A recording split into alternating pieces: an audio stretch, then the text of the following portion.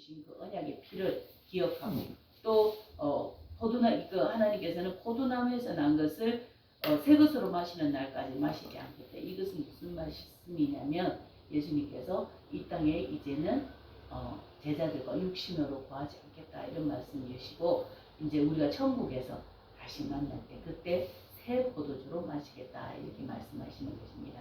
그리고 떡을 가지고 축복하시고 이것을 주시되 이것은 내 몸이라. 예수 그리스도께서 우리의 죄와 모든 질병을 대신해서 찢어주신 상하고 찢어주신 그 채찍 맞으심으로 이렇게 상함으로 인해서 우리가 그의 상함으로 인해서 우리가 나음을 입었다 말씀하셨거든요. 이를 위해서 대신해서 해주신 그 몸을 기억하는 것입니다. 그래서 성찬 때에 우리가 이것을 기념하고 이것을 기억하는 그런 거룩한 성찬이 될 때 이 성찬의 의미가 있는 것이고 다시 한번 예수 그리스도의 은혜가 우리 심령 가운데 있는 것인 줄 믿습니다. 우리가 매달 하는 것이라고 그냥 형식적으로 하시지 마시고 우리가 이것을 기념하면서 이것을 정말 믿음으로 받을 수 있도록 내가 이 잔을 마시고 이 떡을 마실 때마다 예수 그리스도의 사랑과 은혜를 기억하게 허락하여 주시옵소서. 이런 마음으로 또 이 떡과 이 잔을 마실 때 성령으로 임재하여 주셔서 우리가 또 믿음의 사람으로 살아갈 수 있도록 도와주시옵소서. 그렇게 함시면서 잔과 또 떡을 되시기를 예수님이 축복합니다. 제가 기도하겠습니다.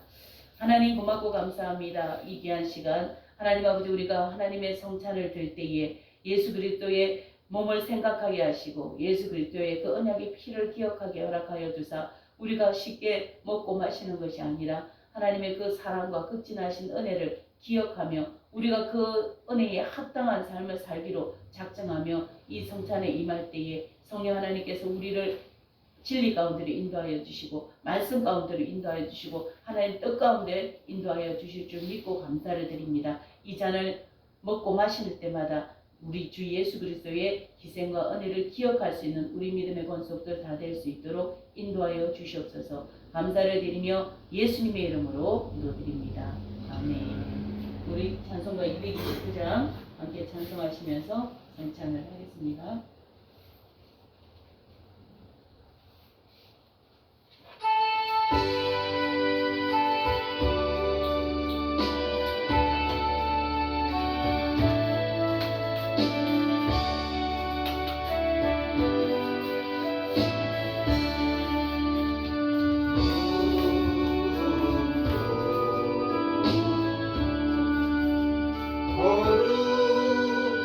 거룩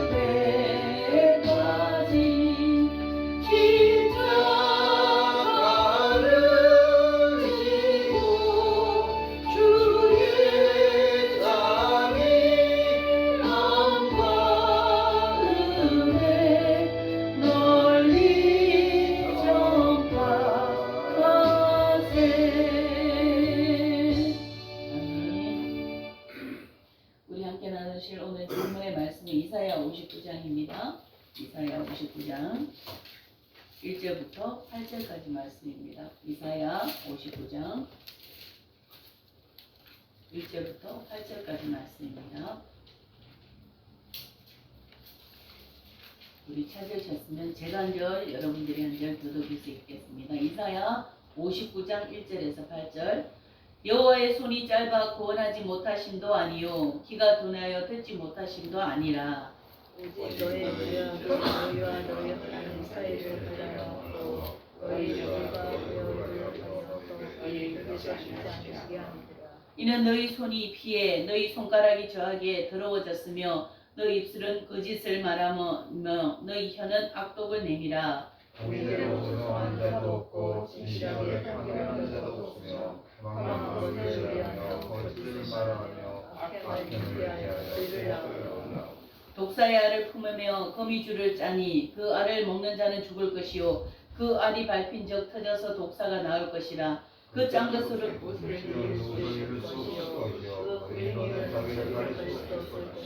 그 행위는 죄악의 행위라 하고서도 수확하는 법이 있으며 그 발은 행악하기에 바르고 무죄한 피를 흘리기에 신속하며 그 생각은 악한 생각이라. 황폐와 파멸이 그 길에 있으며 그들은 평강의 길을 알지 못하며 그들이 행하는 곳에는 정의가 없으며 굽은 길을 스스로 만드나니 그릇 이 길을 밟는 자는 평강을 알지 못하느니라.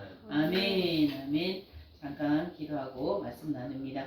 은혜로우신 아버지, 이 시간에 하나님의 말씀을 대원합니다.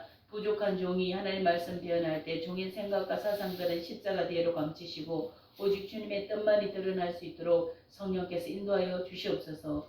감사를 드리며 예수님의 이름으로 기도드립니다. 아멘. 아멘. 저는 오늘 방금 읽은 본문의 말씀을 가지고 죄가 하는 일이라는 제목 갖고 은혜를 나누고자 합니다. 우리가 신앙생활을 하면서 우리가 예수 그리스도를 믿음으로 말미암아 구원을 받았지만 이 항상 우리가 고민이 있을 거예요. 우리가 예수를 믿었는데 왜 여전히 죄 가운데 거할까, 죄 가운데 있을까 이런 생각을 하실 수 있을 것입니다. 그래서 오늘 죄에 대해서 우리가 세밀하게 살펴보고 죄에 대한 경각심을 가질 수 있는 귀한 시간이 되었으면 좋겠습니다. 언젠가 전도를 하다가 만난 한 사람이 이전에 교회를 다니다가 시험이 들어서 지금 교회를 다니지 않는다고 말했습니다. 그래 이유인즉슨 교회 다니는 사람들이 거짓말을 더 잘하고 이기적이고 말만 잘한다는 것이었습니다. 그래서 제가 물어봤습니다. 선생님, 그러면 교회 다니는 사람들은 어찌해야 한다고 생각하십니까? 이렇게 물어보니까 그거 하나님을 믿으니까 예수님처럼 사랑하고 용서하고 양보하고 착하게 행동해야죠. 이렇게 얘기를 하더라고요. 그래서 제가 예 맞습니다. 그렇게 돼야죠. 그런데 그것은 하루아침에 이루어지지 않습니다. 서서히 변해가는 거예요. 그래서 제가 다시 묻겠습니다. 교회 다니는 사람들은 태어날 때부터 교회 다녔을까요? 이렇게 물어봤어요. 그거야 뭐 그런 사람도 있고 그렇지 않은 사람도 있겠죠. 그렇게 얘기를 하더라고요. 그렇다면 어제 교회 나온 성도님하고 또 10일 전에 나온 사람하고 몇 년 전에 나온 사람들하고 다 차별이 있겠죠. 그렇다는 거예요. 그래서 교회는 천사들만 사는 곳이 아니라 죄인들이 하나님 앞에 불려와서 서서히 의인으로 변해가는 거예요. 이렇게 제가 그 사람이 알아듣도록 설명을 했어요. 그러니까 그 사람이 다 이해를 하더라고요. 그래서 교회는 죄인이 모여서 변해가는 곳이구나. 그렇게 인식을 하더라고요.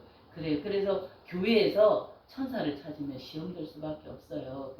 그렇게 얘기를 했어요.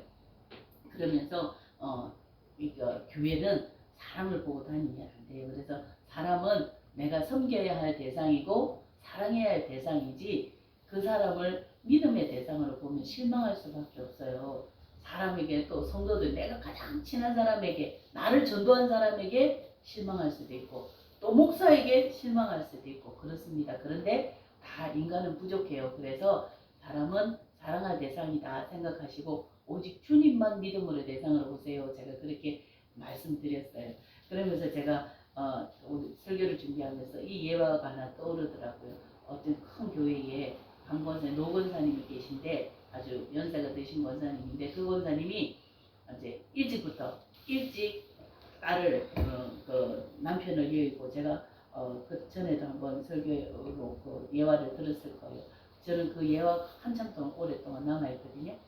그 딸을 혼자서 길렀어요. 콩나물 장사해서.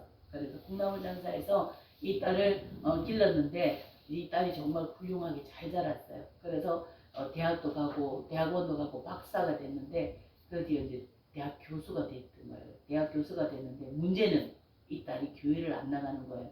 그래서 그 어머니가 울면서 그 딸이 구원받기를 위해서 기도했는데 그 딸이 이제 엄마 생일이 돼서 물었대. 엄마 뭘 해주면 가장 엄마 기쁘겠어? 이렇게 하니까 나는 다른 거 필요 없다. 네가 이렇게 훌륭하게 자라서 박사가 되고 대학 교수가 된 것만으로는 나는 충분하다. 그런데 한 가지 소원은 그런 훌륭한 박사 딸과 나는 같이 교회에 가고 싶다. 그렇게 말씀하셨어요. 그래서 그 딸이 마음속으로 이제 뉘쳤다는 거예요. 고등학교 때 열심히 공부를 한다고 교회를 이제 떠나서 이제 그때부터 교회를 떠나서 방학을 하고 있다가 어머니 그 말에 감동이 먹어서 이제 다시 함께 교회를 간 거예요. 그런데 그 딸이 매주 교회 갔다 오면 맨날 불평불만을 한다는 거예요. 어떤 권사님은 성가대 권사님은 새치기해서 밥 먹고 또 누구는 이렇고 목사님 설교가 어떻고 또 교회는 뭐 안내하는 사람들은 복장은 어떻고 계속 딸이 그렇게 불만을 토로를 한다는 거예요. 그래서 설교가 기니 짧니 그러면서 불평불만을 하더라는 거예요. 그 권사님은 아무 말씀을 안 하시다. 역시 내 딸이 박사라 그런지 보는 게 엄청 많네. 그래서 보이는 게 많구나. 그렇게 말씀하시면서 나는 일평생 교회를 다녔는데 나는 교회에서는 하나님밖에 안 보이더라. 이렇게 말씀하시고 그 뒤에 딸이 아무 말도 못했다는 거예요. 이것처럼 교회는 하나님을 바라보고 나오면은 실망할 일이 없다는 것입니다. 그래서 이 교회는 하나님을 믿는 자들, 하나님께서 택한 자들을 부르셔서 하나님의 사람으로 만들어가는 곳이 교회라는 것을 우리가 기억해야 한다는 것입니다. 사실 우리도 처음 신앙생활을 하면서 때로는 성도들끼리 또 마음이 상할 때도 있고 때로는 목소의 연약한 부분들을 보고 시험당할 때도 있지만 우리가 염두에 두어야 하는 것은 성도도 목사도 예수님을 믿음으로 의롭게 인정받았지만 우리 가운데는 타락한 본성이 아직도 남아있어서 죄의 유혹을 받으며 또 살아간다는 것입니다. 그래서 사람을 믿음의 대상으로 보지 말고 내가 섬기고 사랑할 대상으로 보면 포용력이 더 커질 수 있다는 것입니다. 이렇게 우리가 이렇게 신앙생활을 하면서 우리가 딜레마에 빠지는데 한 의문이 드는 것은 뭐냐면 전도할 때 만났던 분과 이 딸의 예화를 통해서 하나님을 믿으면서도 여전히 왜 죄를 짓게 될까 이런 생각을 하게 돼. 하나님께 우리가 예수 그리스도께서 우리 죄를 용서해 주시고 단번에 과거의 죄, 현재의 죄, 미래의 죄까지 다 용서해 주셨는데 왜 계속해서 죄를 짓게 될까? 그것은 우리가 이 앞에도 우리 얘기했지만 죄의 오염 때문이라는 것입니다. 최초의 아담이 범죄를 했을 때 하나님께서는 아담과 언약을 했다고 그랬잖아요. 그죠? 아담과 인류의 대표로 피조물의 대표로 하나님과 언약을 맺었어요. 선악을 알게 하는 그 나무의 실과를 따먹지 말라고 했는데 만약에 이 언약을 깰 경우에 하나님께서 정령 죽으리라 이렇게 말씀하셨잖아요. 그죠? 근데 이 언약을 깨므로 인해서 첫 번째 그 언약을 깬 것에 대한 책임, 징벌적 책임이 있어요. 그 책임이 뭐냐면 사망이라는 것입니다. 그리고 이 죄로 인해서 범죄함으로 인해서 죄의 오염이 들어오면 이 최초의 오염이에요. 그래서 이 오염 때문에 계속해서 죄를 짓고자 하는 그런 본성이 생겨나서 계속해서 자범죄를 짓게 되는 거예요. 그런데 이것과 최초의 지은 이 죄책, 죄로 인해서 죄책과 죄의 오염이 합쳐서 뭐냐면 원죄라고 하는 거예요. 그런데 우리 모든 사람은 이 원죄의 영향 가운데 있다고 그렇게 말씀하고 있다는 것입니다. 그런데 아담의 자범죄는 우리하고 상관없어요. 그 이후에 오염 이후에 지은 아담의 죄는 우리하고는 관계없어요. 근데 우리가 영향을 받는 것은 최초에 지은 그 죄의 책임과 죄에 대한 오염. 그리고 이 죄에 대한 책임은 예수 그리스도께서 십자가에 돌아가 주심으로 인해서 이 죄에 대한 책임은 단번에 해결해 주셨어요. 그런데 이 죄에 대한 오염은 남아서 계속해서 전이가 된다는 겁니다. 모든 인류 가운데 전이가 된다는 것입니다. 그것을 어디에서 알 수 있냐면 로마서 5장 12절에 그러죠. 그죠? 그러므로 한 사람으로 말미암아 죄가 세상에 들어오고 아담을 말하는 거죠. 또 죄로 말미암아 사망이 들어왔나니 이와 같이 모든 사람이 죄를 지었으므로 사망이 모든 사람에게 이르렀느니라. 그런데 이 모든 죄에 대한 책임, 이 죄에 대한 책임은 예수 그리스도께서 져 주셨다고 그렇게 얘기를 하고, 이 죄에 대한 책임이 뭐냐면 반드시 죽으리라. 창세기 2장 16절 17절에 보니까 반드시 죽는다. 이 언약 깨 때는 반드시 죽는다 얘기하고, 죄의 싹은 사망이라 이렇게 얘기하고 있잖아요. 그런데 예수님께서 이 모든 것들을 우리를 위해서 다 깨끗하게 해주셨다는 것입니다. 그래서 우리가 이 죄를 짓고, 그런데 해결해 주셨지만 죄에 대한 오염은 해결하지 못했다는 것입니다. 이 죄에 대한 오염은 어떻게 하냐면 우리가 예수 그리스도를 믿음으로 말미암아 거듭났으니까 계속해서 성령을 의지하고 또 하나님의 뜻을 쫓아서 따라가다 보면 우리 죄가 씻어져 나가는 거예요. 이 죄에 대한 오염이 계속해서 씻어져 나가는 거예요. 그것을 다른 말로 얘기를 하면 뭐라고 했냐면 성화라고 하는 것입니다. 그래서 이 죄의 오염은 계속해서 우리가 씻어내야 돼서 이제 하나님 앞에 섰을 때 그때 우리가 완전하게 성화가 된다고 그렇게 말하고 있습니다. 그래서 하나님 앞에 보실 때 우리를 거룩하다 인정, 육적으로나 우리 영적으로나 이렇게 거룩하다 하나님께서 인정해 주신다는 것입니다. 그래서 우리는 끊임없이 죄를 짓고 있기 때문에 이미 나는 죄를 용서받았기 때문에 죄에 대한 책임은 없어졌기 때문에 나는 그대로 살 거야. 그것이 아니라 우리가 하나님을 믿는 사람으로 하나님께서 거룩하시기 때문에 그 하나님을 따라서 예수 그리스도의 삶을 닮아감으로 인해서 그 노력이 있어야 된다는 것입니다. 그래서 우리가 살아가다가 우리 타락한 본성이 아직도 남아있기 때문에 죄의 오염이 남아있기 때문에 죄를 짓고자 하는 그 본성 때문에 죄를 지을 수밖에 없잖아요. 근데 그걸 방치하는 것이 아니라 오늘 요한일서 1장 9절에서 말하는 것처럼 만일 우리가 우리 죄를 자백하면 그는 미쁘시고 의로우사 우리 죄를 사하시며 우리를 모든 불의에서 깨끗하게 하실 것이요 만일 우리가 범죄하지 아니한다 하면 하나님을 거짓말하는 이로 만드는 것이니 또한 그 말씀이 우리 속에 있지 않다. 나는 죄 안 지었는데요. 나는 범죄하지 않았는데 이렇게 하면 거짓말이라는 거예요. 하나님도 거짓말하는 자고 우리도 바로 그 하나님의 말씀이 우리 안에 있지 않는 자라고 이렇게 얘기하는 거예요.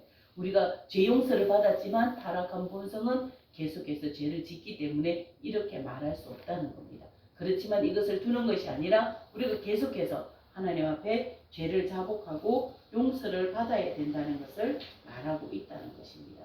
그리고 예수 그리스도께서 우리 죄에 대한 책임이죠. 그 죄에 대한 책임은 예수님이 단번에 십자가에서 해결해 주셨기 때문에 죄에 대한 책임은 하나님은 더 이상 우리에게 묻지 않았어요. 이것을 우리가 법적으로 보면 공소권이 없다 이렇게 공소권이 기소유예라는 그런 표현을 쓰거든요. 기소유예라는 것은 뭐냐면 그 사전에 이렇게 나와 있어요. 기소유예는 죄가 없는 것이 아니라 상황과 어떤 사건에 의해서 이 죄를 묻지 않겠다 이런 뜻이에요. 저는 이 말이 너무 우리하고 맞는 것 같아요. 우리가 사실은 우리가 죄가 없는 게 아니잖아요. 그죠? 그런데 이 죄값을 누가 치러주셨어요? 예수님이 치러주셨기 때문에 하나님이 우리에게 죄에 대해서 묻지를 않으시는 거예요. 그래서 죄에 대한 기소유예가 되는 거예요. 죄 없이 죄에 대한 책임을 묻지 않는다는 거예요. 그렇지만 죄에 대한 오염은 그대로 있다는 것입니다. 우리가 이렇게 해서 이런 노력을 통해서 계속해서 하나님을 닮아가고 하나님의 말씀의 뜻에 맞게 살아가려고 애쓰고 노력하고 예수님을 닮아가려고 애쓰는 자들이 바로 하나님 아버지 앞에 거룩한 자들이라는 것입니다. 그렇게 믿음의 사람들이 취해야 할 행동이라는 것입니다. 그렇다면 오늘 우리 이 말씀을 통해서 우리가 그래도 이 죄에 상당한 영향을 우리 삶에 끼치고 있어요. 사실은 우리가 이렇게 노력하고 있지만 죄에 대해서 우리가 경각심을 가져야 되는데 오늘 성경은 우리에게 어떤 일을 하는지, 제가 하는 일이 무엇인지 오늘 말씀을 통해서 우리 세밀하게 살펴보도록 하겠습니다. 첫 번째는 죄는 하나님과 우리 사이를 갈라놓고 하나님과 멀어지게 한다라고 이렇게 말합니다. 오늘 보니까 우리 본문의 말씀에도 이사야서 59장 1절에서 3절에 그렇게 얘기하고 있죠. 그죠? 하나님과 우리를 갈라놓았다 이렇게 얘기를 하고 있습니다. 이것의 예로 아담과 하와가 범죄하고 나서 자기들이 하나님을 피해 숨었습니다. 무화과 나무 뒤에 숨었습니다. 그리고 두려워했다는 것입니다. 왜냐하면 하나님께서 자기들을 벌할 것인지를 이미 알았기 때문에 두려워하는 마음이 생겼다는 것입니다.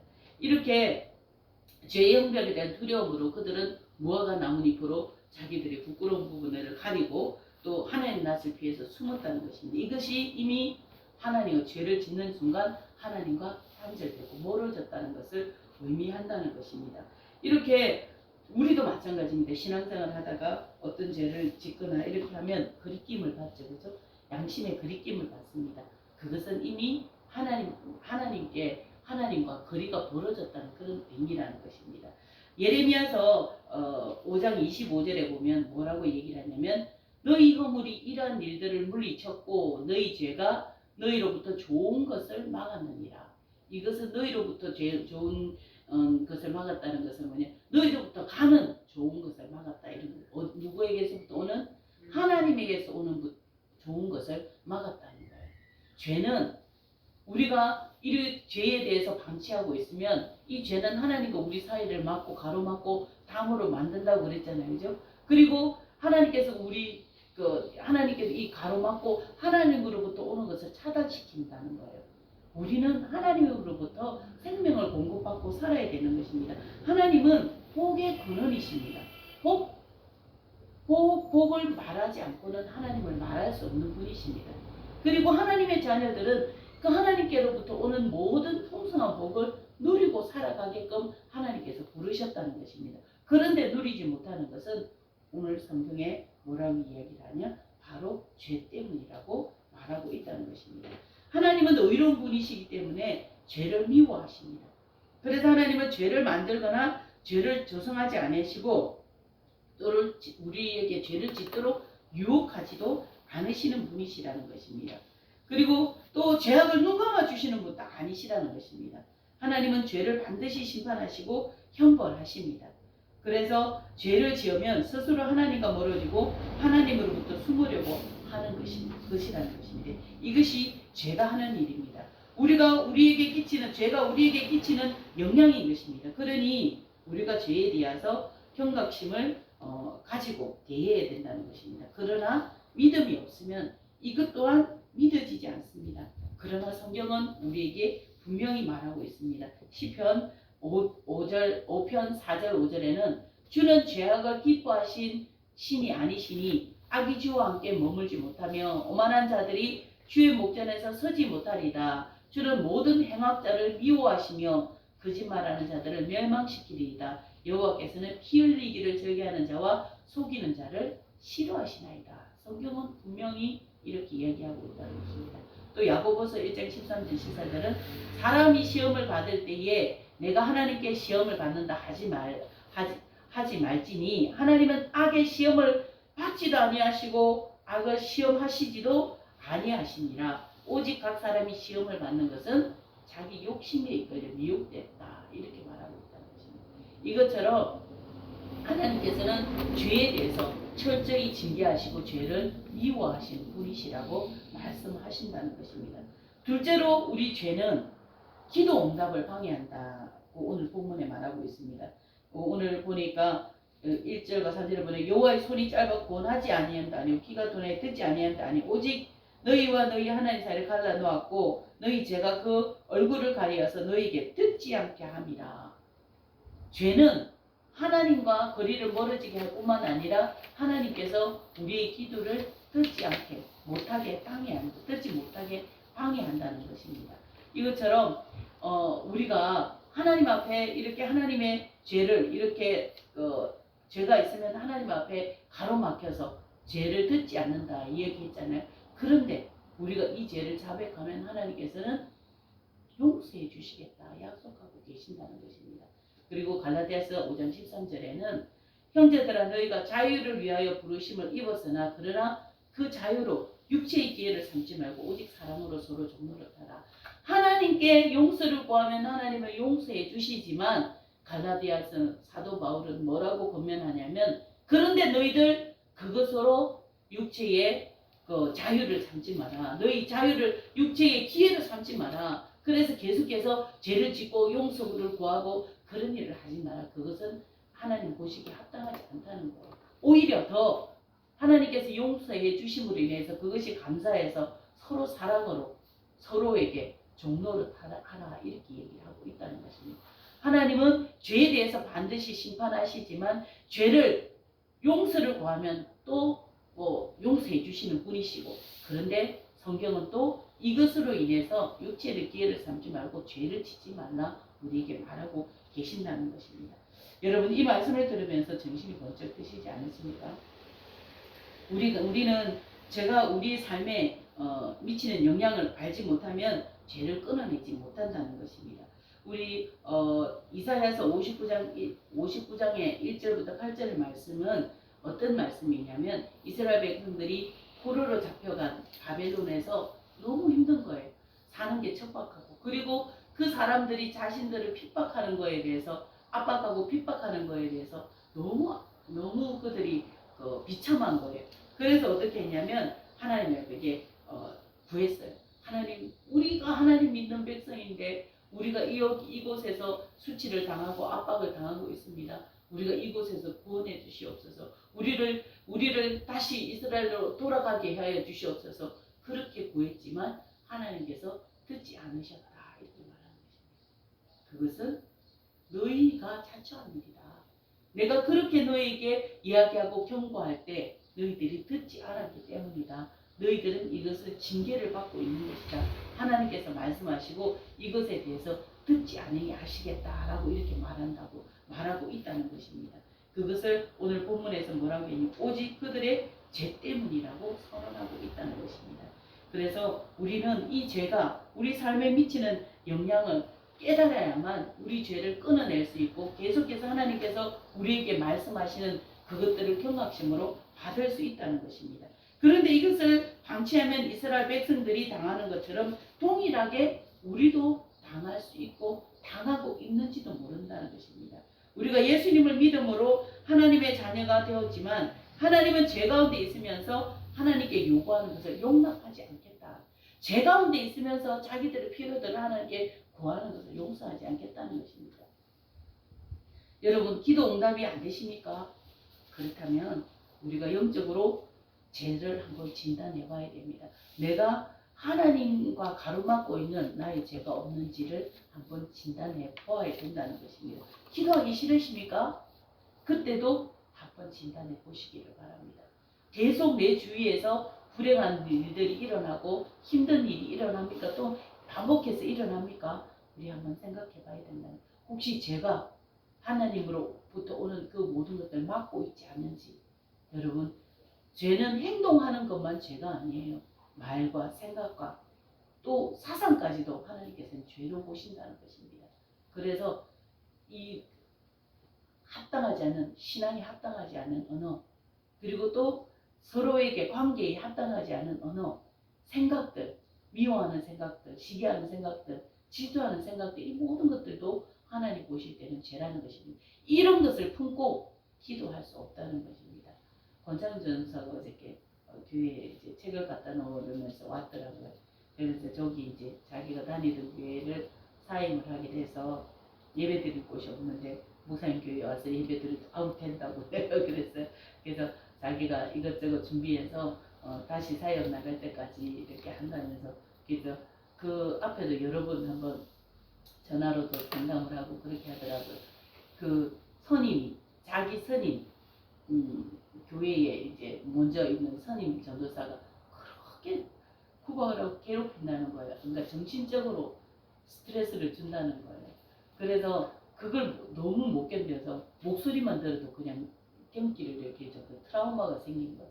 아침에 일어나면 그 사람 출근하면 그 사람 봐야 된다는 그 생각으로 그냥 전두통 때문에 그냥 살 수가 없었다는. 근데 온몸이 그냥 망가져가지고 병원에 입원을 하고 그렇게 했었으면 도대체 안 되겠다. 그러면서 이제 고민을 하다가 이제 사역을 내려놔야 되겠다 이 생각을 했다는 거예요.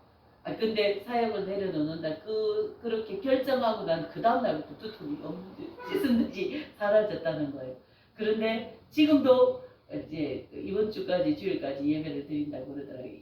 지금도 와서 그 사람 얼굴을 보면 그냥 미움 생각이 훅 든다는 거예요. 그래서 자기가 기도하기 시작했다는 거예요.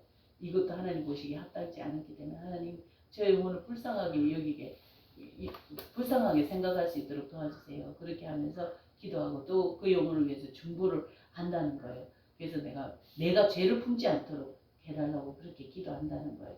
이것처럼 우리가 관계 가운데 이렇게 틀어져 있을 때 계속해서 저도 그래요. 남편하고 같이 살면서 좋은 일만 있는 거 아니잖아요. 미움 생각이 들 때도 용서하지 못하겠다고 생각할 때는 너무 많은 거예요. 근데 막 혈기를 내고 이렇게 하다가도 어느 순간에 성령께서 이것이 죄지. 그래서 중보하게 되더라고요. 그래서 새벽에 제가 사실은 우리 성도들을 위해서 기도하지만 우리 곽 집사를 위해서 아마 한 절반은 하량해요. 절반은 거짓말이 한 3분의 1은 우리 곽 집사를 위해서 제가 중보. 곽 집사를 위해서가 아니라 내가 곽 집사를 대하는 그 마음이 이렇게 저거 하게 해달라고 하나님 앞에 용서를 구하는 그런 적이 있다는 것입니다. 이것처럼 우리는 이 죄를 품고 이렇게 있는 것이 하나님께 합당하죠. 이 죄를 품고 내 간구하는 기도를 하나님께 올려드리면 하나님 듣지 않겠다. 이렇게 말씀하신다는 것입니다. 그래서 기도가 응답 안 될 때, 또 기도를 하지 못하게, 기도가 하고 싶은 생각이 안 들 때, 그리고 내 주위에 계속 이러한 일들이 일어날 때 우리는 자연적으로 자신의 죄를 한번 진단해보고 하나님 앞에 결단해야 된다는 것입니다. 그런데 우리가 죄를 짓지 않겠다 작정만 하면 됩니까? 안 됩니다. 그래서 끊임없이 성령을 의지하면서 도와달라고 그렇게 구해야 된다는 것입니다. 우리가 히브리스에 보면 히브리스 12장 3절에 보면 너희가 피곤하여 낙심치 않기 위하여 죄인들이 이같이 자기의 거역한 일을 참으신 일을 생각하라. 지금 내 죄를 참고 계시는 하나님을 생각하라는 겁니다. 너희가 죄와 싸우되 아직 피 흘리기까지 대항하지 아니하고 우리가 정말 이 죄를 이기기 위해서 정말 나의 정말 피를 흘릴 만한 그런 대항을 우리가 하지 않았다는 것입니다. 정말 죽을 만큼 최선을 다하지 않았다고 그렇게 말하고 있다는 것입니다. 또 아들들에게 권한 것 같이 너에게 권면하신 말씀도 잊었다. 일러스되 내 아들아 주의 징계하심을 경히 여기지 말며 그에게 꾸지람을 받을 때 낙심하지 마라. 왜냐하면 사랑하는 아들마다 하나님께서 채찍질 하신다. 왜 채찍질 하실까요? 빨리 돌이키라고, 빨리 돌아오라고, 빨리 죄악에서 떠나라고 하나님께서 채찍질을 하신다는 것을 우리가 기억해야 한다는 것입니다. 하나님은 우리에게 완벽함을 원하시는 것이 아닙니다. 이렇게 죄와 싸우는 의지를 보고자 하시는 것입니다. 또한 그런 우리를 도와주시기 위해서 성령 하나님께서 탄식하며 기도하신다는 것입니다. 또 모든 것을 합력하여서 선을 이루어 주신다는 것입니다. 오늘 우리 건우하고 로마서 8장 28절의 말씀을 했는데 하나님께서 그 뜻대로 부리시던 자들에게는 모든 것을 합력하여서 선을 이룬다 이렇게 말씀하셨는데 하나님은 그 자녀들을 위해서 모든 것을 합력해서 선을 이루어 주시기로 기다리고 계신다는 거예요. 어떻게 하면 우리가 죄와 싸우기로 작정하고 결단하고 정말 최선을 다할 때 성령 하나님께서 우리를 도와주시겠다 이렇게 말씀하신다는 것입니다. 우리 로마서 26장부터 보면 이와 같이 성령도 우리의 연약함을 도우시나니 우리는 마땅히 기도할 바를 알지 못하나 오직 성령이 말할 수 없는 탓이 우리의 친히 간구해 주시느니라. 성령 하나님께서 우리의 이런 연약함들을 도와주시기 위해서 친히 간구해 주신다 이렇게 말씀하시는 것입니다. 또 마음을 살피시고 성령의 생각을 아시는 성령 하나님의 뜻대로 성도를 위해서 간구해 주신다는 것입니다. 우리가 또 알거니와 사랑하는 자, 그 뜻대로 부르심 입은 자 모든 것을 합력해서 선으로 갚아주시겠다 우리에게 말씀하고 있다는 것입니다. 그러니 우리가 어떻게 해야 되겠습니까? 최선을 다해서 이 죄로부터 이 악한 영향력을 발휘하는 이 죄로부터 우리가 벗어나기 위해서 힘쓰고 애써야 되지 않겠습니까? 그죠? 끝으로 죄는 평안을 깨뜨린다라고 오늘 본문 7절 8절에서 얘기를 하고 있다는 것입니다. 7절에는 피 흘리기를 신속히 하며 그 생각은 악한 생각이라 황폐와 파멸이니 그 길에 있으며 또 그들은 평강의 길을 알지 못하며 그들이 행하는 곳에는 정의가 없으며 굽은 길을 스스로 만드나니 무릇 이 길을 밟는 자는 평강을 알지 못하느니라. 평강이 없다고 얘기한다는 것입니다. 말하고 있다는 것입니다. 죄는 사람을 황폐하게 만들고 평안을 잃게 만든다고 말하고 있습니다. 이는 본능적으로 양심이 스스로 자기 죄를 심판하고 있기 때문에 그렇다는 것입니다. 그런데 만약 죄를 지었는데도 속이 편하다, 이것은 이미 화이 맞았다는 것입니다. 우리 양심에 화이 맞았다는 것은 마비가 됐다는, 죄로 인해서 찌들어서 마비가 됐다는 것입니다. 김용희 선교사님의 그 표현을 빌자면 죄의 장아찌가 돼서 감각이 없다는 거예요. 우리가 그렇게 되지 않기 위해서 죄에 대해서 민감하게 반응하고 죄를 진단하고 물리치고 또 계속해서 결단해 나가는 그런 노력이 우리 가운데 필요하다는 것입니다. 디모데전서 4장 2절에는 자기 양심이 화인을 맞아서 외식할 것으로 거짓말하는 자들이라고 말하고 있다는 것입니다. 이미 양심이 마비돼서 거짓말이 하나도 거리끼지 않고 또 이렇게 뭐냐면 거짓되게 자기 행동하고 그런 척 그렇게 행동한다는 것입니다. 그것은 이미 죄로 인해서 죄가 모든 영혼을 장악하고 있기 때문에 그렇게 되었다는 것입니다.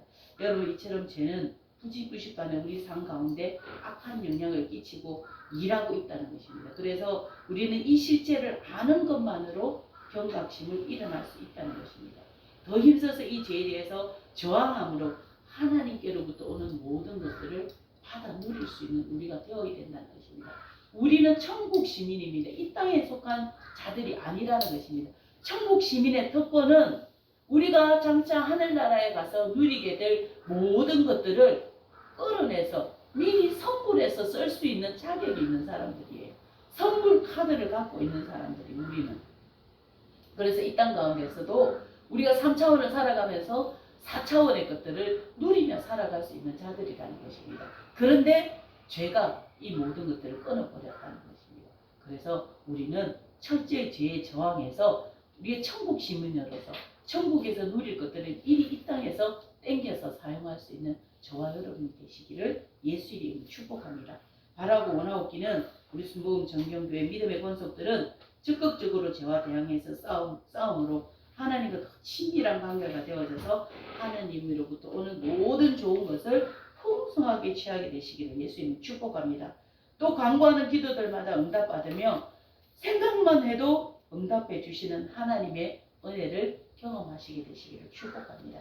그리고 죄를 멀리함으로 하나님이 주시는 평안을 삶 가운데서 언제나 어디서나 누리시게 되시기를 예수 이름으로 축복합니다. 오늘 이 말씀을 믿음으로 받는 영혼들마다 죄에서 자유케 되어지는 은혜가 있으시기를 예수 이름으로 축복합니다. 우리 한번 기도하십시다. 하나님, 오늘 말씀을 통해서 죄가 우리 삶 가운데 어떤 영향을 끼치는지 배우게 되고 깨닫게 되었습니다. 하나님, 우리가 우리 삶 가운데 우리 삶을 피폐하게 만드는 이 죄들을 철저히 진단해서 하나님 앞에 결단하고 저항할 수 있도록, 그래서 하나님으로부터 오는 모든 좋은 것들을 풍성하게 누리며 우리의 기도가 응답받으며 우리가 이 땅을 살면서도 하늘의 것들을 누리며 살아갈 수 있는 그런 또 평안의 삶을 살아갈 수 있도록 인도하여 주시옵소서. 우리 주님의 이름을 크게 한번 외치고 통성으로 함께 기도하시겠습니다. 주여!